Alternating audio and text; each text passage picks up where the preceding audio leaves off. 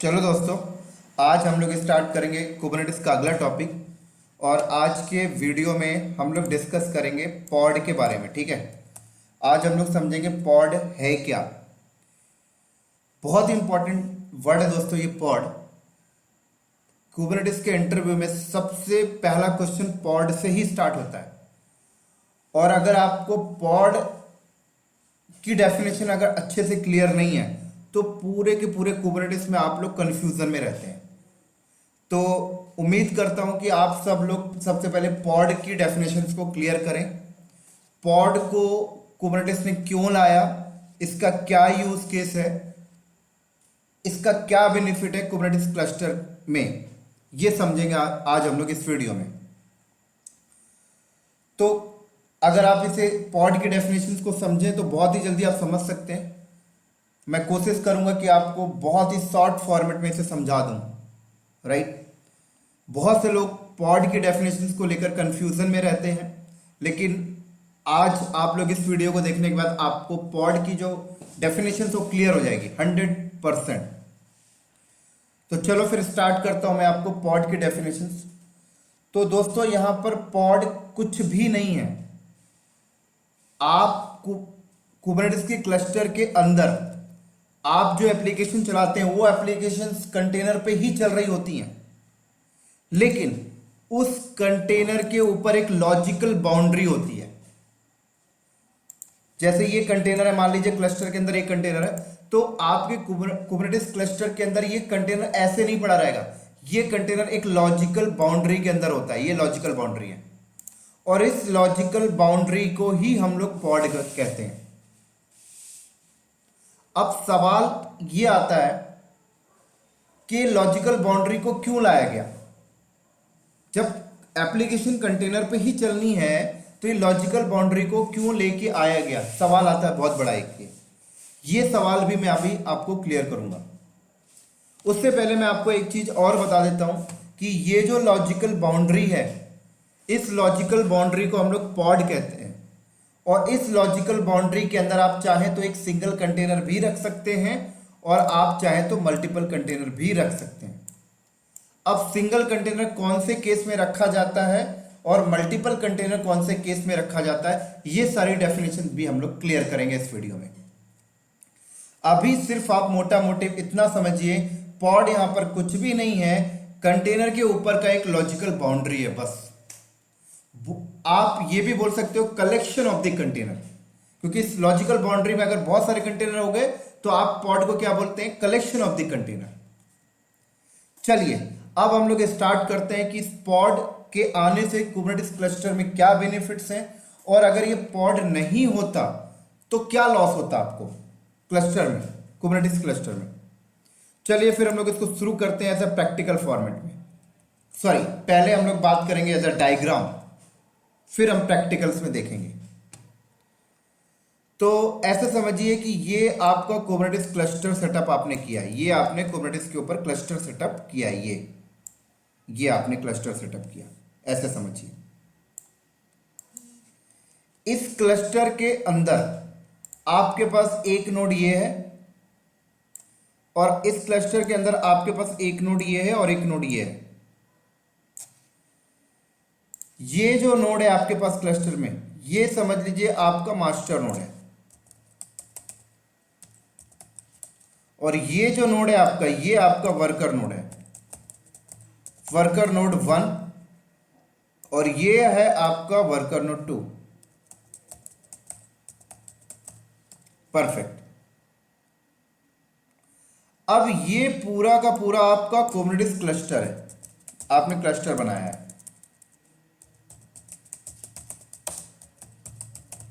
ठीक है, चलो अब इस क्लस्टर के अंदर आप अपनी कोई एप्लीकेशन चलाना चाहते हैं, और आप अपनी एप्लीकेशन माइक्रो सर्विस पे चलाना चाहते हैं, बोले तो कंटेनर के ऊपर, राइट।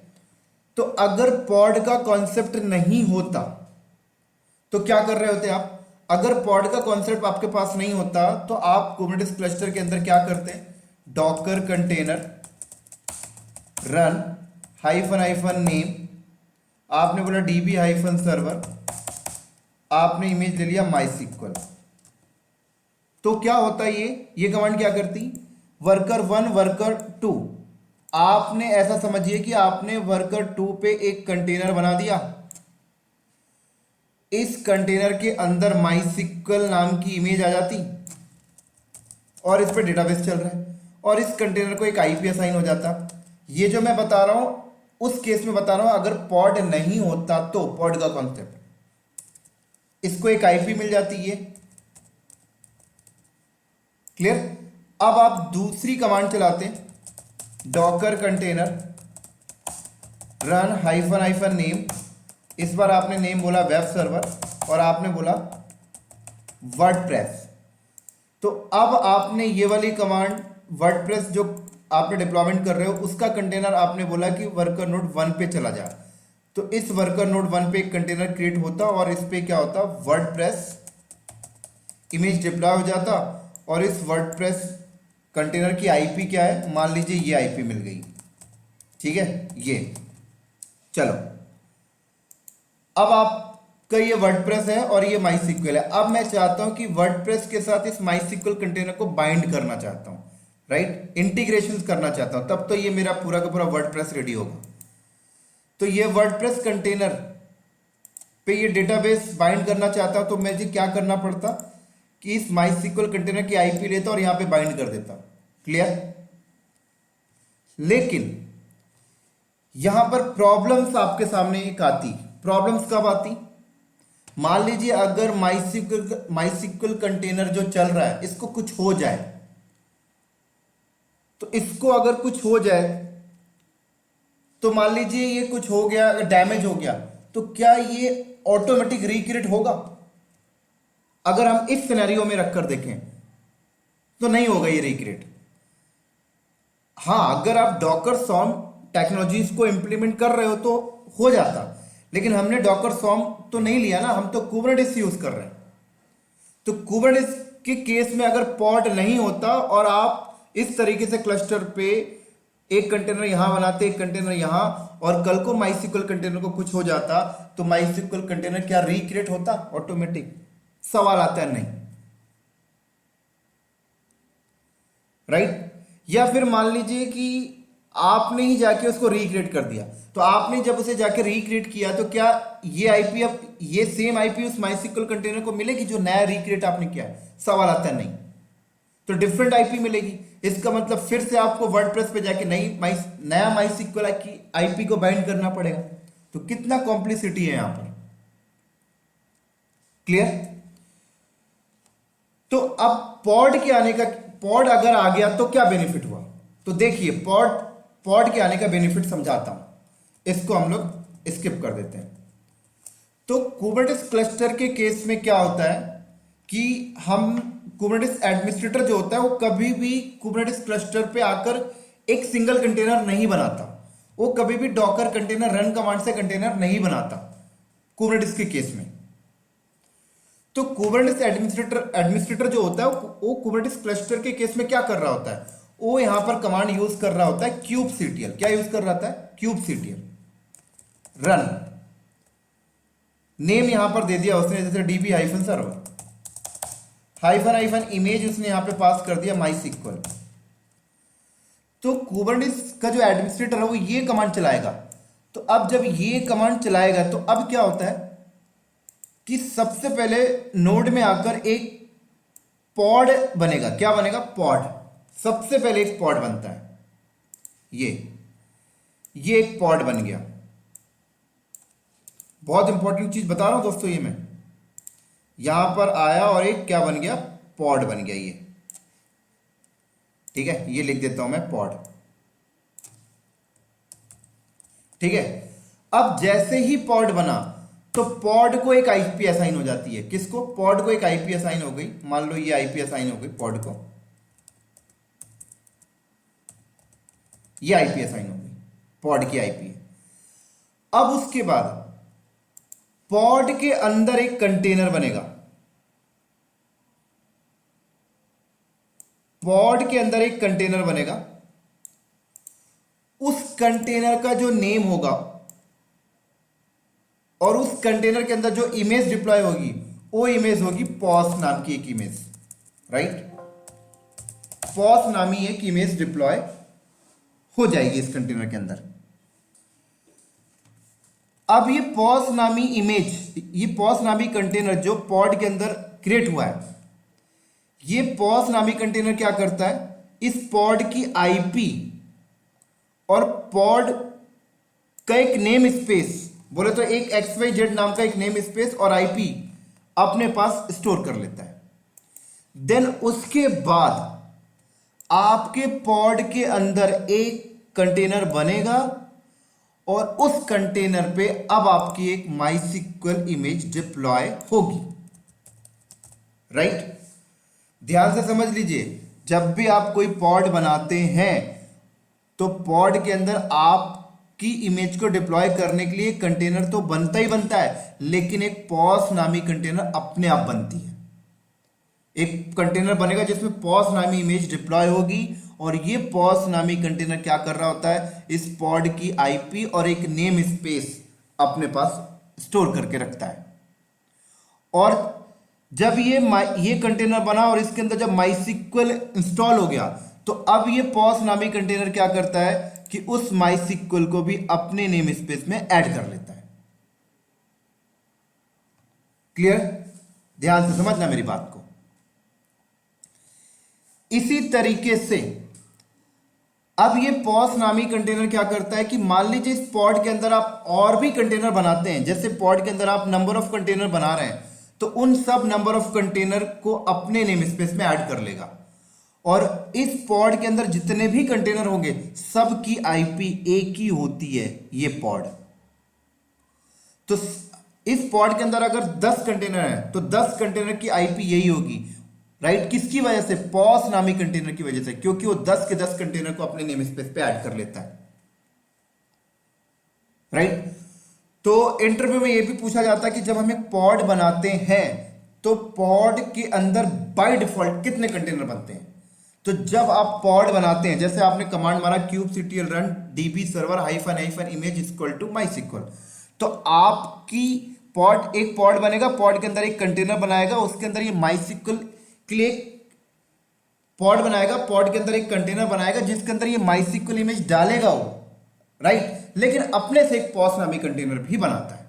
इसका मतलब बाय डिफॉल्ट पॉड के अंदर 2 कंटेनर बनेंगे, एक तो आपके लिए और एक बाय डिफॉल्ट पॉस के लिए। उसके बाद आप फर्दर जितने बताना बता दीजिए, ठीक है। अब इसका बेनिफिट देखिए क्या हुआ। तो माइस्क्ल जो कंटेनर है, इस कंटेनर को कोई भी आईपी असाइन नहीं होती है, आईपी पॉड को असाइन हुई। किसको आईपी असाइन हुई है? पॉड को। ये देखिए, इसी तरीके से अब बेनिफिट क्या है, देखिए बेनिफिट ये है कि कल को ये पॉड के अंदर जो माइस्क्ल कंटेनर है, ये कंटेनर को कल को कुछ भी हो जाए तो कंटेनर ऑटोमेटिक रिक्रिएट हो जाएगा, ऑटोमेटिक। किसकी वजह से? क्योंकि वो पॉड के अंदर है, राइट। अगर वो पॉड के अंदर नहीं होता तो वो रिक्रिएट नहीं होता, ठीक है। और एक चीज बताता हूं, इसी तरीके से मान लीजिए आपने एक और डिफरेंट कमांड मारी, यहां पर आपने कमांड चलाया kubectl run, इस बार आपने बोला web-server --- इक्वल टू वर्डप्रेस, ठीक है। तो अब क्या हुआ, इस वाले वर्कर नोड में अब एक पॉड क्रिएट हुआ, ठीक है। यहां पर एक पॉड आप क्रिएट हुआ, ये लो, ये एक पॉड क्रिएट हो गया आपका। इस पॉड को भी एक आईपी असाइन हो गई, ये लो 1.3। और इस पॉड के अंदर भी एक कंटेनर बना जिसके अंदर पॉस नामी इमेज आ गया, ठीक है। ये पॉस तो बनना ही बनना है दोस्तों, ठीक है। उसके बाद ये भी एक नेम स्पेस क्रिएट किया, मान लीजिए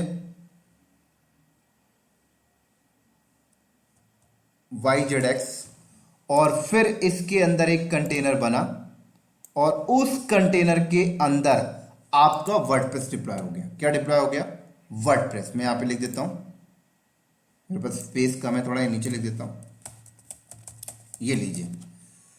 तो अब वर्डप्रेस इस पे चल रहा है, राइट, इस पे, इस कंटेनर पे वर्डप्रेस चल रहा है, लेकिन इस कंटेनर की के पास कोई आईपी नहीं है। ये कंटेनर इस पॉड की आईपी को इस्तेमाल करता है, ठीक है। अब देखिए मेन बेनिफिट क्या होता है पॉड का। अब देखिए आपका ये कंटेनर है जिसमें माइसिक्वल चल रहा है, इस कंटेनर पे आपका वर्डप्रेस चल रहा है, ठीक है। तो अब इस वर्डप्रेस के साथ अगर माइसिक्वल को बाइंड करना है तो आप बाइंड कैसे करेंगे? इस माइसिक्वल कंटेनर की तो कोई आईपी है नहीं, अभी वर्डप्रेस की भी कोई आईपी नहीं है, तो ये लोग बाइंडिंग होंगे पॉड की आईपी के साथ। तो अगर हम इस वर्डप्रेस पे माइसिक्वल को बाइंड करेंगे तो पॉड की आईपी से बाइंडिंग की जाएगी। तो पॉड की आईपी से बाइंडिंग करने का क्या बेनिफिट है? देखिए पॉड की आईपी का से बाइंडिंग करने का बेनिफिट ये है कि कल को मान लीजिए माइसिक्वल कंटेनर को कुछ होता है तो रिक्रिएट होता है, तो कोई फर्क नहीं पड़ेगा, बाइंडिंग तो इससे है। लेकिन अगर आप सिर्फ कंटेनर के केस में देखें तो मान लीजिए आपका कंटेनर को कुछ होता था, आप उसे रिक्रिएट करते थे, नई आईपी आती थी तो आपको दोबारा बाइंडिंग करनी पड़ती थी, बट यहां पर ऐसा कुछ नहीं करना पड़ेगा। ये बेनिफिट है दोस्तों पॉड का, क्योंकि अगर आपका कंटेनर पॉड के अंदर है तो फिर पॉड की रिस्पॉन्सिबिलिटी रहती है कि उसे 24/7 लाइव रखना, उसकी रिडंडेंसी बना के रखना, पॉड की रिस्पॉन्सिबिलिटी हो जाती है फिर। इसीलिए यहां पर पॉड का कॉन्सेप्ट लाया गया है। अब इसी तरीके से एक चीज मैं आपको और क्लियर करता हूं, उम्मीद करता हूं कि ये जो एग्जांपल्स मैंने अभी दिए हैं ये आप लोगों को क्लियर हो गया होगा। अब थोड़ा सा और समझाता हूं।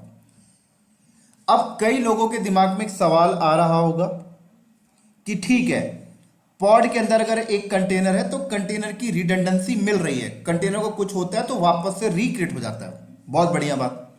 लेकिन अगर पॉड को कुछ हो गया तो क्या होगा? तब तो गया। अगर पॉड को कुछ हो गया तो फिर आपका गया सब कुछ, बिल्कुल गया।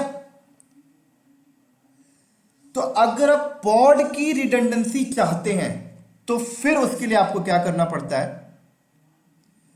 कि पॉड के ऊपर आपको एक डिप्लॉयमेंट बनाना पड़ता है। क्या बनाना पड़ता है? डिप्लॉयमेंट। अगर आप पॉड की रिडंडेंसी चाहते हैं तो कंटेनर की रिडंडेंसी तो मिल गई पॉड की, पॉड ने दे दी, लेकिन पॉड अगर डिलीट हो गया तो वो कैसे रिक्रिएट होगा? तो वो अगर आप चाहते हैं तो आप लोग पॉड के ऊपर एक डिप्लॉयमेंट बनाइए। ये लीजिए डिप्लॉयमेंट, ठीक है। तो ये डिप्लॉयमेंट बन गया, ये डिप्लॉयमेंट बन गया। तो अब जब डिप्लॉयमेंट बन गया तो अब डिप्लॉयमेंट क्या करेगा? डिप्लॉयमेंट अपने अंदर की पॉड की रिडंडेंसी बनाकर रखता है। तो डिप्लॉयमेंट के अंदर का अगर पॉड को कुछ होता है तो दोबारा से वो रिक्रिएट हो जाएगा, अगेन रिक्रिएट हो जाएगा, ये पॉड अपने आप रिक्रिएट हो जाएगा। तो अब यहां पर एक और सवाल उठ के आ जाता है कि मान लीजिए ये पॉड अभी जो चल रहा है उसकी आईपी ये है 10.10.1.3 और ये जो पॉड चल रहा है इसकी आईपी है 10.10.1.2। अब ये वर्डप्रेस का पॉड हो गया, ये माइसिक्वल का पॉड हो गया, इन दोनों की बाइंडिंग इन दोनों आईपी से की गई है। अब हमने ये बात बोली कि अगर इस पॉड को कुछ हो जाए तो वापस से रिक्रिएट हो जाएगा, किसकी वजह से? डिप्लॉयमेंट की वजह से। तो कल को अगर ये माइसिक्वल वाला पॉड को कुछ होता है तो ये पॉड हट जाएगा, इसकी जगह नया पॉड रिक्रिएट होगा, लेकिन जो नया पॉड रिक्रिएट होगा उसकी आईपी ये नहीं होगी। ये पॉड डिलीट हो जाए उसकी आईपी ये नहीं होगी। तो अब आप लोगों के सामने एक और प्रॉब्लम स्टेटमेंट आ चुकी है कि अगर ठीक है डिप्लॉयमेंट पॉड की मॉनिटरिंग कर रहा है, लेकिन अगर पॉड को कुछ हुआ तो पॉड हटा और नया पॉड आया, रिक्रिएट हुआ, डेटा वगैरह सब कुछ रहेगा, लेकिन आईपी चेंज हो गई, तो क्या इसका मतलब दोबारा वर्डप्रेस पॉड के साथ दोबारा बाइंडिंग करनी पड़ेगी? नई आईपी आएगी तो बिल्कुल करनी पड़ेगी। तो फिर से कॉम्प्लिसिटी आ गया, ऑटोमेशन तो रहा नहीं फिर तो अगर आप चाहते हैं कि ये पॉड अगर कुछ हो और रिक्रिएट हो तो हमें दोबारा बाइंडिंग ना करनी पड़े, तो इसका सॉल्यूशन भी कुबरनेटिस ने दिया है, वो भी ऑटोमेशन के तौर पे। उसका सॉल्यूशन ये है कि आप अपने डिप्लॉयमेंट के ऊपर एक सर्विस बनाएं। तो आप अपने डिप्लॉयमेंट के ऊपर क्या करें, एक सर्विस बनाएं, ये सर्विस बनाएं। और जब आप डिप्लॉयमेंट की सर्विस बनाते हैं तो सर्विस के 3 टाइप होते हैं, वो मैं यहां पे लिख देता हूं। हालांकि सर्विस का अलग टॉपिक हम डिस्कस करेंगे, लेकिन अभी मैं ये चीजें बता रहा हूं जिससे आपको एक पिक्चर सेट हो जाए कुबरनेटिस क्लस्टर का। तो सर्विस के 3 टाइप होते हैं, एक होता है क्लस्टर आईपी,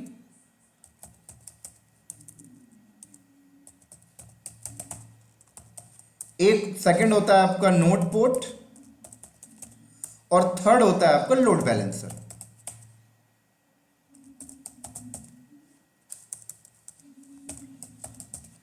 राइट। तो हमने क्या किया, डिप्लॉयमेंट के ऊपर एक सर्विस बनाया, डिप्लॉयमेंट के ऊपर हमने क्या किया, एक सर्विस बनाया। तो जैसे ही हमने उस डिप्लॉयमेंट की एक सर्विस बनाते हैं और सर्विस का टाइप अगर हम क्लस्टर आईपी यूज करते हैं तो क्या होगा, इस सर्विस को एक आईपी असाइन हो जाएगी। मान लो इस सर्विस को एक आईपी असाइन हो गई है, और आईपी कौन सी असाइन होती है, हम अपने क्लस्टर के अंदर क्लस्टर आईपी की रेंज डिफाइन करते हैं, उन्हीं में से एक आईपी मिल जाती है। राइट। ये सारी चीजें प्रैक्टिकल करेंगे तो ज्यादा क्लियर होगा, अभी एज अ ऑब्जेक्टिव थ्योरी के फॉर्मेट में समझिए आप लोग बस। तो इसकी भी हमने एक सर्विस बनाई, तो इसकी भी एक सर्विस आईपी असाइन हो जाती है।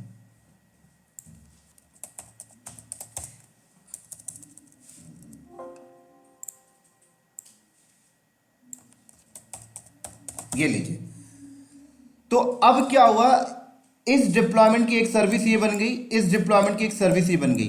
तो अब क्या होगा कि ये वाला पॉड अगर इस वाले पॉड से बात करना चाहता है तो ये पॉड अपनी अपनी आईपी से बात नहीं करेंगे। ये वर्डप्रेस पॉड, ये डेटाबेस पॉड, जब वर्डप्रेस पॉड के साथ डेटाबेस पॉड को बाइंड करना होगा तो ये डेटाबेस पॉड की आईपी को बाइंड नहीं करेंगे, क्योंकि कल को ये डेटाबेस पॉड को कुछ होता है तो दोबारा नया पॉड अगर रिक्रिएट होके आता है तो उसकी आईपी तो चेंज होगी। राइट। तो हम लोग क्या करते हैं, सर्विस आईपी से एक दूसरे से बात करते हैं। तो अगर मुझे इस वर्डप्रेस पॉड को, वर्डप्रेस पॉड में इस डेटाबेस पॉड को बाइंड करना है तो मैं ये डेटाबेस पॉड की आईपी नहीं यूज करूंगा, मैं डेटाबेस पॉड के ऊपर जो डिप्लॉयमेंट है, डिप्लॉयमेंट के ऊपर जो सर्विस है, इस सर्विस आईपी को यूज करूंगा बाइंडिंग करने के लिए। तो अगर ये सर्विस आईपी मैं यूज करता हूं यहां पर बाइंडिंग करने के लिए, अगर मैं सर्विस आईपी को यूज करता हूं यहां पर बाइंडिंग करने के लिए, तो इससे बेनिफिट क्या होता है, इससे बेनिफिट ये है कि कल को अगर ये पॉड डिलीट हो जाता है और नया पॉड आता है तो नया पॉड की अगर नई आईपी आती है तो मुझे कोई फर्क नहीं पड़ेगा, ये सर्विस आईपी उसको अपने आप ऐड कर लेगा, उसका एंड पॉइंट अपने आप बना लेगा, क्योंकि ये सर्विस आईपी अभी इसके साथ, इस आईपी के साथ एंड पॉइंट बना के रखा है। ठीक है ना। तो अगर ये पॉड डिलीट हुआ और नया पॉड बना तो ये सर्विस आईपी अब उस नए पॉड की आईपी के साथ बाइंडिंग हो जाएगा, और मेरा वर्डप्रेस इस सर्विस आईपी से मैप्ड है। तो यहां पर ट्रैफिक का फ्लो फिर क्या बन जाता है, अगर ये वर्डप्रेस को इस डेटाबेस पॉड के पास जाना है तो ट्रैफिक का फ्लो ऐसे हो जाता है, यहां ट्रैफिक आती है, इस सर्विस आईपी पे जाएगी और ये सर्विस आईपी इस पॉड आईपी के साथ मैप्ड रहता है इस तरीके से। तो हम लोग यहां पर क्या करते हैं, सर्विस यूज कर रहे होते हैं। तो सारा का सारा कुछ ऑटोमेशन हो गया यहां पर। देखें आप, एक्चुअल में आपका जो एप्लीकेशन है वो तो चल रहा है कंटेनर पे ही, लेकिन वो कंटेनर के ऊपर एक लॉजिकल बाउंड्री है पॉड, जो पॉड उस कंटेनर की रिडंडेंसी को मैनेज कर रहा है। कल को कंटेनर को कुछ होता है तो वापस से रिक्रिएट हो जाता है क्योंकि पॉड के अंदर है, पॉड को कुछ होता है तो पॉड वापस से रिक्रिएट हो जाता है क्योंकि पॉड के ऊपर एक डिप्लॉयमेंट है, वो पॉड को मैनेज कर रहा है। और कम्युनिकेशन चैनल के लिए सर्विस हो गई, क्योंकि पॉड अगर रिक्रिएट होता है तो नई आईपी आती है तो बाइंडिंग ना करना पड़े, तो कम्युनिकेशन चैनल के लिए सर्विस हो गई। तो उम्मीद करता हूं ये टर्म्स आपको समझ में आया होगा। लेकिन जब आप इस सर्विस को बनाएंगे तो यहां पर आपको क्लस्टर आईपी रखना पड़ेगा। अब यहां पर देखिए 2 टर्म्स और आ गया, नोड पोर्ट और लोड बैलेंसर। इनको कहां यूज करते हैं ये तो समझ आ गया। हालांकि ये cluster IP, cluster IP, node port, load balancer, इन सब का टॉपिक हम अलग अलग डिस्कस करेंगे। क्लस्टर आईपी पे अलग वीडियो बनेंगे, नोड पोर्ट पे अलग वीडियो बनेंगे, लोड बैलेंसर पे अलग वीडियो बनेंगे विद द प्रैक्टिकल। तो वहां पर भी हम इसको एक डीप एंड डाई एक्सप्लेन करेंगे जाकर, लेकिन अभी सिर्फ मैं आपको एक पिक्चर समझाने की कोशिश कर रहा हूं कि आपको कुबरनेटिस क्लस्टर का पिक्चर माइंड में सेट हो जाए। तो उम्मीद करता हूं ये सर्विस आपको समझ में आ गई होगी। ये सर्विस का जो टाइप है हमने यहां पर क्लस्टर आईपी अभी यूज किया है। अब नोड पोर्ट कब यूज करेंगे और लोड बैलेंसर कब यूज करेंगे ये भी मैं अभी आपको 2-2 मिनट कर समझा देता हूं। तो इसको मैं थोड़ा सा यहां पर स्पेस लेता हूं। देखिए अब जैसे ये वर्कर नोड है तो इस वर्कर नोड की भी एक आईपी होगी, आपने दिया होगा ना, मान लीजिए आईपी है 192,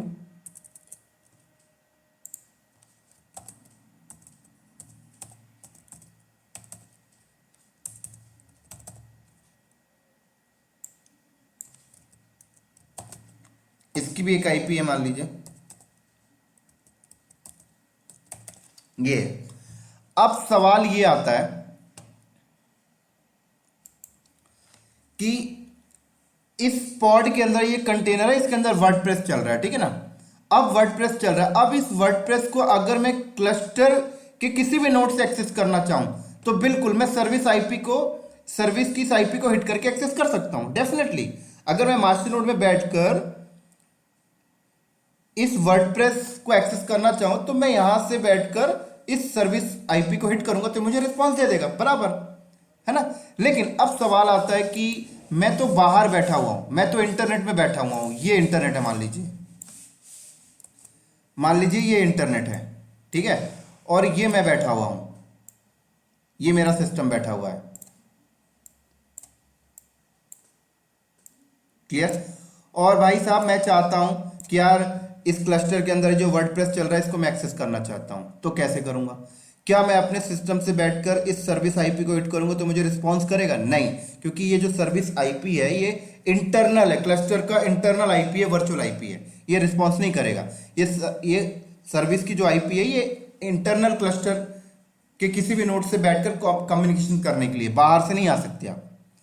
तो अगर मैं बाहर से बैठकर इस पॉड तक जाना चाहता हूं, इस पे जो एप्लीकेशन चल रही है, तो आपको क्या करना पड़ता है, इस डिप्लॉयमेंट कि जो आपने सर्विस बनाई है लेकिन सर्विस का टाइप क्लस्टर आईपी यूज किया आपने, तो अगर आप बाहर से बैठकर किसी को इस पॉड पे चलने वाली एप्लीकेशन पे एक्सेस देना चाहते हैं तो इस डिप्लॉयमेंट का सर्विस बनाइए, लेकिन सर्विस का टाइप नोड पोर्ट रखिए। तो अगर आपने सर्विस बनाया और सर्विस का टाइप नोड पोर्ट रखा तो अब क्या होता है, अब क्या होगा कि ये नोड की जो आईपी है तो इस नोड की आईपी के साथ एक पोर्ट एक्सपोज हो जाता है, राइट। और ये क्लस्टर की जो आईपी, ये आपके नोड की जो आईपी है और ये पोर्ट इस डिप्लॉयमेंट के साथ बाइंड हो जाएगा, क्लियर। इसके साथ ऐसे डिप्लॉयमेंट के साथ बाइंड हो जाएगा। सेम चीज यहां पर भी होगी, ये लीजिए, सेम पोर्ट बाइंड हो जाएगा यहां पर इसके साथ, राइट। हालांकि ये एक अलग डिप्लॉयमेंट है, ये एक अलग डिप्लॉयमेंट है। तो अगर मैं इस डिप्लॉयमेंट की सर्विस बना रहा हूं और सर्विस का टाइप नोड पोर्ट रखा हूं तो इसी डिप्लॉयमेंट के लिए होगा, इसके लिए नहीं होगा, ये बात ध्यान रखना। वो मैं समझाने के लिए आपको साइड में बता दिया था। तो अब क्या होगा कि अगर मैं डिप्लॉयमेंट की सर्विस बनाता हूं, सर्विस का टाइप नोड पोर्ट रखता हूं, तो ये डिप्लॉयमेंट जिस भी नोड में होगा उस नोड की आईपी के साथ एक पोर्ट मैप्ड हो जाएगा इस डिप्लॉयमेंट के साथ। तो फिर मैं बाहर से बैठकर इस नोड की आईपी को हिट मारूंगा इस पोर्ट पे, तो अब ये बैकएंड में मुझे इस पोर्ट तक लेके चली जाएगी, राइट। अब एक चीज और, एक इंफॉर्मेटिव आपको बता देता हूं। जब आप डिप्लॉयमेंट का सर्विस बनाते हैं और सर्विस का टाइप अगर आपने क्लस्टर आईपी रखा तो फिर ये इंटरनल वाली आईपी मिल जाती है। लेकिन अगर आपने डिप्लॉयमेंट का एक सर्विस बनाते हो, सर्विस का टाइप अगर आप नोड पोर्ट रखते हैं ना, तो नोड पोर्ट में क्या होता है कि नोड के साथ एक पोर्ट मैपिंग, पोर्ट असाइन तो हो जाता है, लेकिन साथ में एक क्लस्टर आईपी भी मिल जाती है, साथ में क्लस्टर आईपी भी आपको मिलेगी। दो चीज हो जाएगी फिर। अगर आप नोड पोर्ट करते हैं तो क्लस्टर आईपी भी मिलेगी उस डिप्लॉयमेंट को और एक नोड पोर्ट भी मिलेगा। ऐसा क्यों होता है मैं आपको समझाता हूं। क्लस्टर आईपी इसीलिए मिलती है क्योंकि अगर मान लीजिए क्लस्टर आईपी नहीं मिले, ये वाली आईपी, तो आपका ये नोड की आईपी और ये पोर्ट डायरेक्टली क्या होगा, आपके डिप्लॉयमेंट के साथ मैप्ड हो गया, ठीक है ना, डिप्लॉयमेंट के साथ डायरेक्टली क्या हो गया, मैप्ड हो गया। तो अगर मैं बाहर से बैठ के इसको हिट करता हूं तो ये क्या करेगा, मुझे इस डिप्लॉयमेंट के साइड और ये डिप्लॉयमेंट इस पॉड पे मुझे लेके चला जाएगा। क्लियर। लेकिन तो कुबरनेटिस के अंदर एक और फीचर्स अवेलेबल है। वो फीचर्स क्या है कि हम ऐसा भी बता सकते हैं कि ये जो पॉड है, इस पॉड की नंबर ऑफ रेप्लिकेशंस आ जाए। मतलब हम ऐसा बता सकते हैं यहां पर ऑटो स्केलिंग डिफाइन करके कि अगर इस पॉड पे लोड बढ़े तो इसकी नंबर ऑफ कॉपी आ जाए, पॉड की नंबर ऑफ कॉपी। तो मान लीजिए अगर पॉड की नंबर ऑफ कॉपी आ गई, मान लीजिए यहां पर पॉड की नंबर ऑफ कॉपी आ गई, ये 3 कॉपी आ गई, 1 ये हो गया, 2 ये हो गया, 3 हो गया। तो बाहर से अगर बंदा इस नोड की आईपी को और इस पोर्ट को हिट करता है तो ये डिप्लॉयमेंट के पास जाता है। अब डिप्लॉयमेंट इस वाले पॉड को भेजेगा या इस वाले को भेजेगा, किस वाले को भेजेगा, कंफ्यूज हो जाएगा। तो इसीलिए जब भी आप किसी डिप्लॉयमेंट की सर्विस बनाते हो, सर्विस का टाइप अगर आप नोड पोर्ट रखते हैं तो साथ में क्लस्टर आईपी भी असाइन होती है। तो इसमें क्या होता है, क्लस्टर आईपी अगर असाइन हुई तो मैं बाहर से बैठकर इसको हिट करूंगा, इस नोड की आईपी के इस पोर्ट को हिट मारूंगा तो डायरेक्ट ये डिप्लॉयमेंट तक नहीं जाएगा, ये क्या करेगा, इस सर्विस पे जाएगा, ये क्लस्टर आईपी पे जाएगा, इस क्लस्टर आईपी पे जाएगा। मैं लिख देता हूं यहां पर, ये क्लस्टर आईपी है, राइट। और ये क्लस्टर आईपी क्या होगा, इस वाले पॉड, ये क्लस्टर आईपी जो है, ये क्लस्टर आईपी इस वाले पॉड की आईपी के साथ मैप्ड होगा। और कल को अगर हमने ऑटो स्केलिंग डिफाइन कर रखी है कि लोड के बढ़ने से पॉड की ऑटो स्केलिंग हो जाए, नंबर ऑफ पॉड आ जाए, तो अगर नंबर ऑफ पॉड आते भी हैं तो नंबर ऑफ पॉड की, हर पॉड की अपनी अपनी आईपी होगी। तो ये क्लस्टर आईपी क्या करेगा, इस पॉड की आईपी को भी अपने साथ ऐड कर लेगा और इस पॉड की आईपी को भी अपने साथ ऐड कर लेगा। तो मैं बाहर से बंदा हिट मारेगा इसको, ये जाएगा क्लस्टर आईपी पे, क्लस्टर आईपी देखेगा अच्छा मेरे अगेंस्ट 3 पॉड है, तो एक रिक्वेस्ट एक पॉड को देगा, दूसरी रिक्वेस्ट दूसरे पॉड को देगा, तीसरी रिक्वेस्ट तीसरे पॉड को देगा, और उस पॉड के अंदर कंटेनर होंगे, उस कंटेनर में आपका वर्डप्रेस चल रहा होगा। तो ये चीजें बहुत इंपॉर्टेंट है जो मैंने आपको बताया। हालांकि ये चीजें हम लोग जब नोटबुक का डेडिकेट लैब करेंगे तो वहां पर भी कवर करेंगे, लेकिन ये मैं मोटा मोटिव आपको समझा के चल रहा हूं जिससे आपको कुबरनेटिस क्लस्टर का पिक्चर माइंड में सेट हो जाए। चलो, उम्मीद करता हूं ये आपको समझ में आ गया होगा, ठीक है। लेकिन एक चीज और मैं आपको यहां पे डिफाइन करता हूं। अब जब भी कोई बंदा बाहर से एक्सेस करेगा इस पोर्ट पे चलने वाली एप्लीकेशन को, तो उसे ना ये पोर्ट लगाना पड़ेगा। देखिए, ये पोर्ट उसे बार बार लगाना पड़ेगा, ये पोर्ट हटा नहीं सकता बंदा। अगर मान लीजिए आप अगर ये पोर्ट को हटाना चाहते हैं तो इसके 2 कॉन्सेप्ट हैं। पहला कॉन्सेप्ट ये कि आप लोग क्या करें, अपना एक लोड बैलेंसर लगा लें। आप सबको पता है F5 का लोड बैलेंसर आता है मार्केट में। आप लोग यहां पर एक लोड बैलेंसर लगा लें, ठीक है। तो जब आप लोग लोड बैलेंसर लगाएंगे तो लोड बैलेंसर की एक आईपी आ जाएगी। मान लीजिए आपने लोड बैलेंसर लगाया, उसकी आईपी ये आ गई, ये लीजिए, ठीक है। और आपको क्या करना है कि लोड बैलेंसर के एंड पॉइंट में ये आईपी और ये पोर्ट ऐड कर लीजिए और कस्टमर को बोलिए कि भाई तू इस लोड बैलेंसर की आईपी को हिट मार। ये क्या करेगा, इधर ट्रैफिक फॉरवर्ड कर देगा इस नोड की आईपी के इस पोर्ट पे और ट्रैफिक चली जाएगी। लेकिन यहां पर जो लोड बैलेंसर होगा ये आपका अपना लोड बैलेंसर है। यहां पर कुबरनेटिस का अपना कोई लोड बैलेंसर नहीं है इस केस में। लेकिन पहले कुबरनेटिस आपको अपना खुद का लोड बैलेंसर की सर्विस नहीं देता था, तो आपको इस तरीके से काम करना पड़ता था, क्योंकि भाई आपके कस्टमर पोर्ट थोड़ी लगा कर आएंगे। एक चीज और बता देता हूं, फिर आप लोग क्या करते हैं कि ये लोड बैलेंसर की आईपी को आप अपने डीएनएस में पॉइंट कर लेते, तो आपका कस्टमर बाहर नेम को हिट करता है और नेम रिजॉल्व करेगा इस लोड बैलेंसर की आईपी के साइड, और ये इसके साइड बाइंड है, इधर आ जाएगी। लेकिन अभी अभी कुछ 6-7 महीना पहले कुबरनेटिस वालों ने अपना खुद का भी लोड बैलेंसर प्रोवाइड कर दिया है। तो खुद का भी एक लोड बैलेंसर इन्होंने प्रोवाइड किया है, तो उसके लिए उन्होंने डिप्लॉयमेंट की जब आप सर्विस बनाते हैं तो उसका टाइप उन्होंने बोला है लोड बैलेंसर रखिए। तो अगर आप डिप्लॉयमेंट बनाते हैं, सॉरी, अगर आप डिप्लॉयमेंट का सर्विस बनाते हैं और सर्विस का टाइप अगर आप लोड बैलेंसर रखते हैं, राइट, और अगर आपने क्लस्टर के अंदर कोई इंटरनल लोड बैलेंसर चला रखा है जो मेटल एलबी इन्होंने अभी तक प्रोवाइड किया है, अगर वो आपने सेटअप कर रखा है, तो क्या होगा, आपके क्लस्टर के अंदर ही, जब आप क्लस्टर के अंदर एक लोड बैलेंसर आप सेट करते हैं तो उसके अंदर एक पब्लिक आईपी की रेंज आप देते हैं, तो क्या होगा कि एक लोड बैलेंसर क्रिएट हो जाएगा क्लस्टर के अंदर, राइट, क्लस्टर के अंदर एक आपका लोड बैलेंसर क्रिएट हो जाएगा और उस लोड बैलेंसर को एक आईपी मिल जाएगी जो भी आपने रेंज दी है। मान लीजिए ये मिल गई। कब हुआ ऐसा? जब आपने डिप्लॉयमेंट की सर्विस बनाई और सर्विस का टाइप लोड बैलेंसर रखा, और ये लोड बैलेंसर आपका क्लस्टर के अंदर ही होगा, ये वो बाहर वाला लोड बैलेंसर नहीं है। तो ऐसा तब होता है जब आपने डिप्लॉयमेंट की सर्विस बनाई और सर्विस का टाइप लोड बैलेंसर रखा। तो एक चीज और बता देता हूं, अगर आपने अपने डिप्लॉयमेंट की सर्विस बनाई और सर्विस का टाइप अगर आप लोड बैलेंसर रखते हो तो फिर तीनों चीजें क्रिएट हो जाती हैं।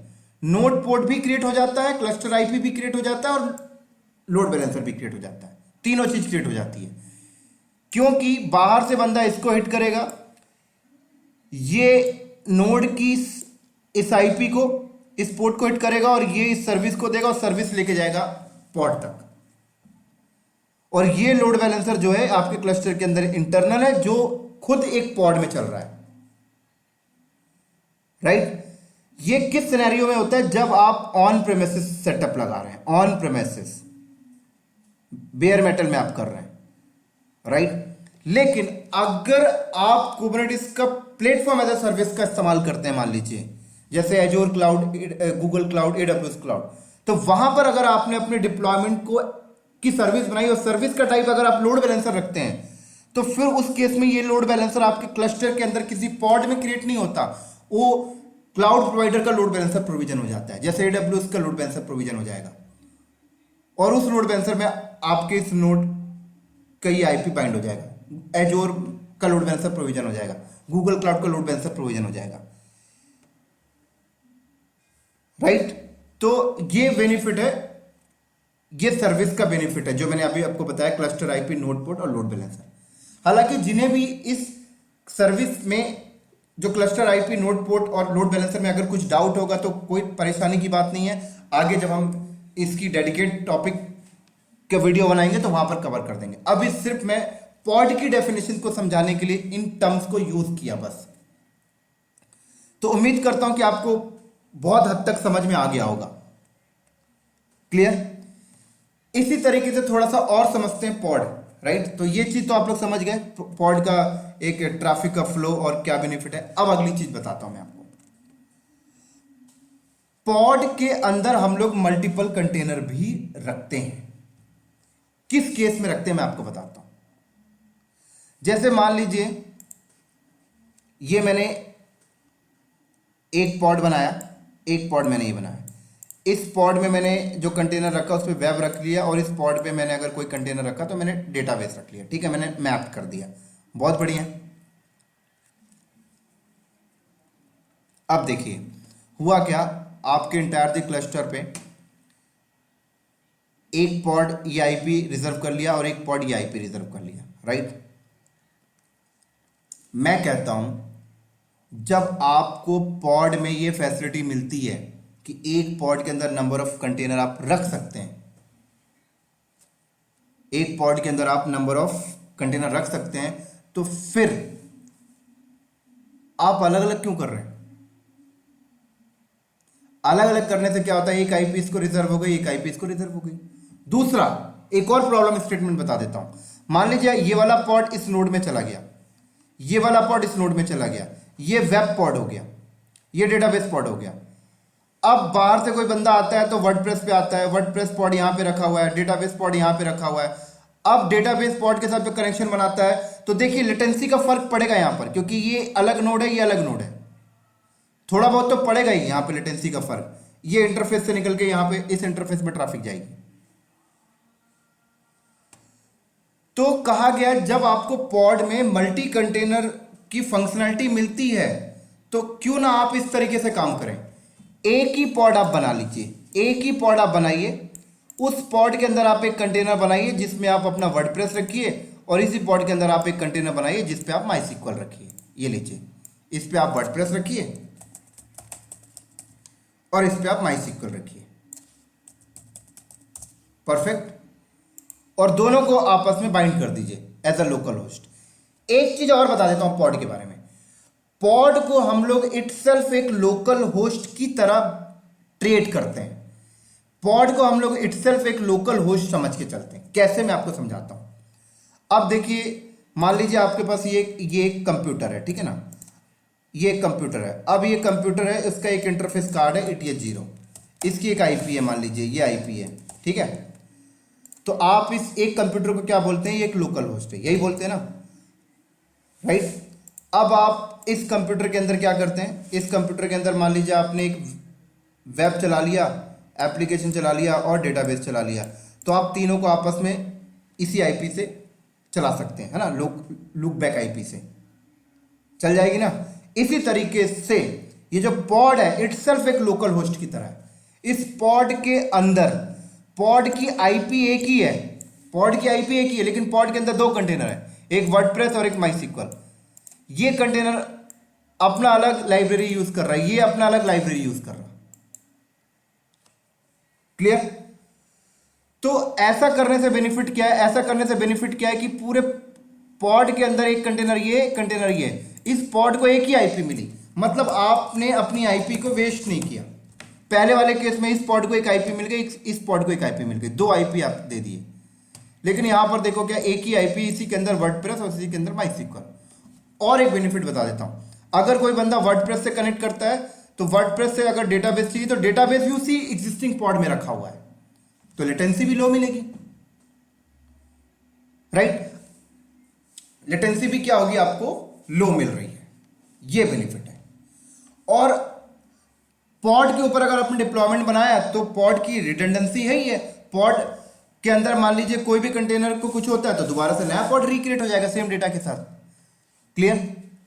तो इस तरीके से इंडस्ट्री के अंदर हम लोग पॉड के अंदर मल्टी कंटेनर की फंक्शनलिटी मिल रही है तो हम लोग उसे यूटिलाइज करते हैं, वेस्ट नहीं करते हैं, राइट। लेकिन कभी कभी किसी सिनेरियो में आपको ऐसा भी मिलेगा कि नहीं भाई साहब, हमें एक पॉड के अंदर एक कंटेनर रखना है, उसमें वर्डप्रेस चलाना है, और दूसरे पॉड के अंदर माइस्क्ल रखना है, दूसरे पॉड के अंदर एक कंटेनर बनाना है, उसके अंदर माइस्क्ल चलाना है, हमें अलग अलग ही चलाना है। ऐसा कब करना पड़ता है, जब आप मोर देन सिक्योरिटी की बात करो।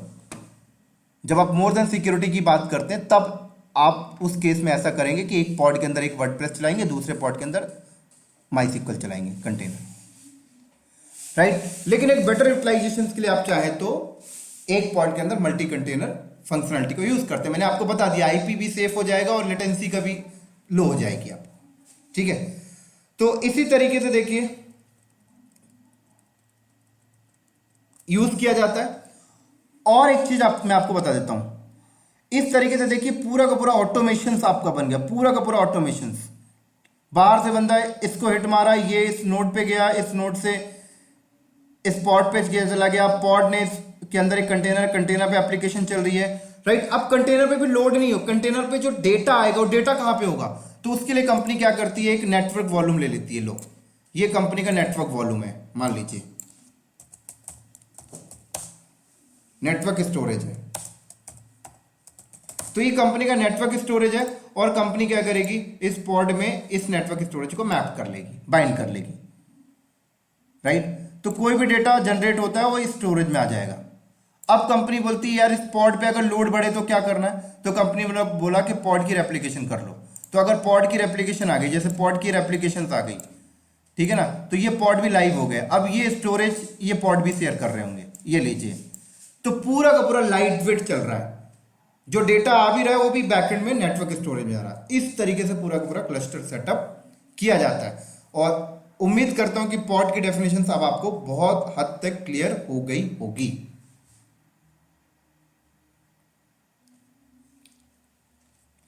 ठीक है दोस्तों, अब एक चीज और मैं आपको क्लियर कर देता हूं। देखिए क्या होता है कि एक पॉड के अंदर, ठीक है ना, एक पॉड के अंदर आप नंबर ऑफ कंटेनर्स रख रहे हैं, ठीक है ना। अब कई बार कई लोग बोलते हैं कि ये एक पॉड के अंदर आप नंबर ऑफ कंटेनर क्यों रख रहे हैं, तो हम आंसर देते हैं कि भाई एक पॉड के अंदर हमने 3 कंटेनर इसलिए रखा क्योंकि एक कंटेनर में हम वेब चलाएंगे और एक कंटेनर में हम एप्लीकेशन चलाएंगे और एक कंटेनर में हम डेटाबेस चलाएंगे, राइट। लेकिन अब कई लोग आपके सामने ऐसे भी स्टेटमेंट रखेंगे कि भाई ऐसा क्यों कर रहे हैं, मैं एक कस्टम इमेज बनाऊं, एक डॉकर फाइल लिखूं, एक डॉकर फाइल लिखूं, उस डॉकर फाइल में मैं 3 टास्क बता दूं, वेब, एप्लीकेशन, डेटाबेस, और उसको बिल्ड कर दूं तो एक कंप्लीट इमेज बन गए। और एक पॉड के अंदर एक ही कंटेनर बनाऊं और उस कंटेनर के अंदर मैं ये इमेज को डिप्लॉय कर दूं तो उसी कंटेनर के अंदर वेब भी चल रहा है, एप्लीकेशन भी चल रहा है, डेटाबेस भी चल रहा है।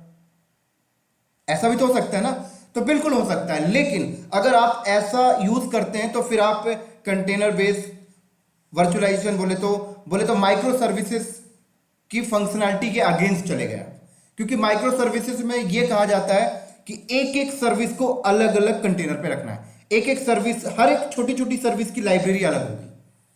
तो अगर आप ये तीनों एप्लीकेशन, वेब, ऐप, डेटाबेस एक ही कंटेनर पे रख देंगे तो लाइब्रेरी शेयर हो रही है, अगर आप देखें तो इसीलिए आप कर तो सकते हैं लेकिन फिर आप माइक्रो सर्विस के अगेंस्ट जाके काम कर रहे हैं। तो इसीलिए अगर आपसे कोई ऐसा स्टेटमेंट बोलता है तो आप उसे ये समझा सकते हैं कि भाई इसीलिए हम लोग एक पॉड के अंदर नंबर ऑफ कंटेनर बनाते हैं कि इस वेब की लाइब्रेरी अलग हो, ऐप की लाइब्रेरी अलग हो और डेटाबेस की लाइब्रेरी अलग हो, लेकिन है तीनों एक ही पॉड के अंदर। तो उम्मीद करता हूं दोस्तों ये पॉड आपको समझ में आ गया होगा। मोटा मोटी एक शब्द में बोले तो pod collection of the container, मोटा मोटी पॉड क्या है, कलेक्शन ऑफ द कंटेनर। इतनी डेफिनेशन जो मैंने अभी आपको दिया, उम्मीद करता हूं आपको समझ में आ गया होगा। और ये एक छोटा सा ओवरव्यू था। अभी हम लोग जब पॉड की लैब करेंगे तो सारा कुछ क्लियर हो जाएगा, डिप्लॉयमेंट बनाएंगे तो क्लियर हो जाएगा, सर्विस बनाएंगे तो सब कुछ क्लियर हो जाएगा।